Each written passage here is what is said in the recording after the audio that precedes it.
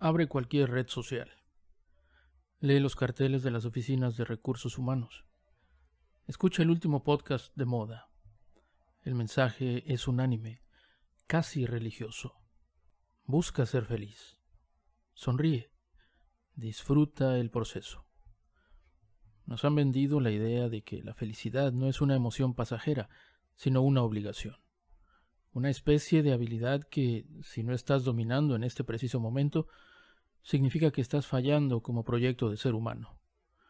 Si te da ansiedad tu trabajo, te dicen, agradece que tienes uno, disfruta el proceso.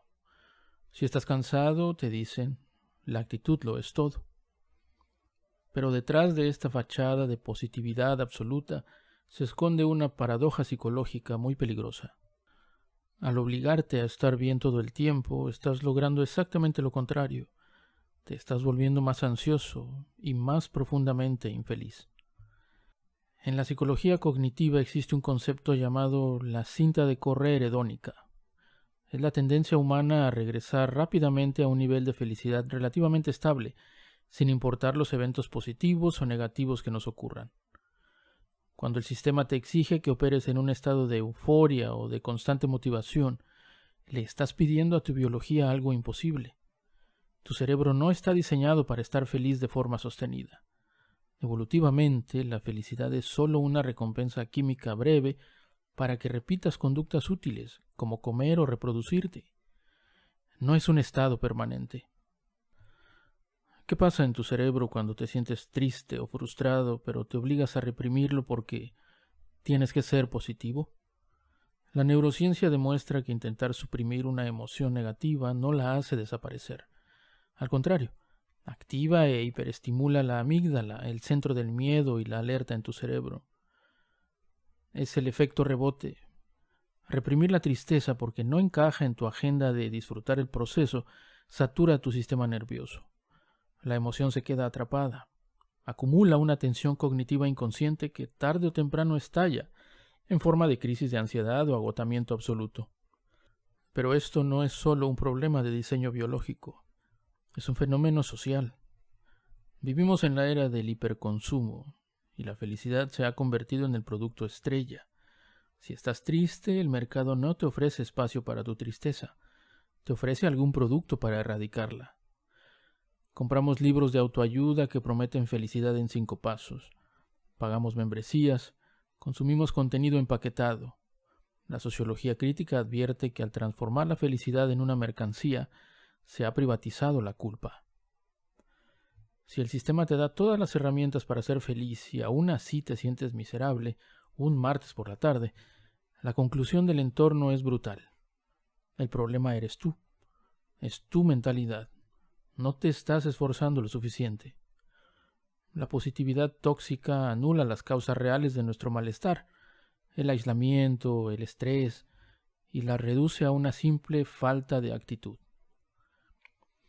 Frente a este mandato moderno de la sonrisa corporativa, la gran literatura ofrece un refugio. Específicamente el realismo psicológico de Anton Chekhov. Chekhov era médico antes que escritor y entendía el alma humana con la precisión de un bisturí. En sus historias no hay héroes impecables que disfrutan el proceso, ni finales felices artificiales. Hay personas comunes, como tú o como yo, atrapadas en vidas ordinarias, lidiando con la apatía, la desilusión y la melancolía. Y lo revolucionario de Chekhov es que no juzga a sus personajes por estar tristes, los abraza. Chekhov entendía lo que la psicología humanista rescataría décadas después: la aceptación. El derecho a tener un día gris sin la culpa de sentir que estás arruinando tu vida.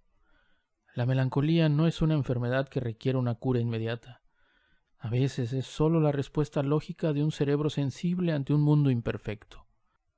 Y aquí llegamos al punto crítico. Todo lo que te estoy diciendo no es nuevo. Se ha dicho en podcasts, se ha escrito en ensayos, se ha repetido en consultas terapéuticas y en videos de internet hasta el cansancio. Sabemos, a nivel racional, que la positividad tóxica es dañina y que los días grises son normales.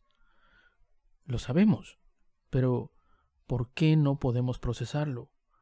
¿Qué es lo que no nos deja asimilar esta verdad y nos hace caer una y otra vez en la trampa de exigirnos estar bien? Lo que ocurre es que estamos atrapados en una disonancia cognitiva creada por nuestra cultura del rendimiento. Nuestro cerebro ha sido programado bajo una regla muy simple. Si algo no produce, no vale. Y estar triste, cansado o simplemente estancado no genera clics, no genera dinero, no es estético. Hay algo en el diseño de nuestra atención moderna que nos impide procesar la normalidad del dolor. El algoritmo de la vida actual no tiene un botón para el descanso emocional. Si no estás mostrando que estás superando un obstáculo o disfrutando el camino, sientes que te estás volviendo invisible para los demás. El miedo a ser irrelevante es lo que bloquea nuestra capacidad de aceptar los grises. Por eso, la solución no es buscar una nueva estrategia para ser feliz. La solución es, al menos momentáneamente, rendirse. Dejar caer la máscara. Aceptar que habrá semanas donde el proceso no se va a disfrutar, donde las tareas serán pesadas y donde el cielo estará completamente cubierto de nubes. Quitarse la presión de tener que estar bien es, irónicamente, el primer paso para respirar aliviado. Date el permiso de no procesar todo de golpe, de tener un día improductivo, de ser imperfecto. Porque al final del día tu salud mental no se mide por cuántas veces sonreíste en el espejo, sino por tu capacidad de mirar tus días grises de frente y decirte a ti mismo, sin culpa, en muchos momentos, está bien no estar bien. Dime por favor en los comentarios si tú aceptas y vives a plenitud tus días buenos y tus días grises. Déjame tu like si estas ideas te parecen de interés y si crees que lo merecen, ayúdame y suscríbete para formar comunidad.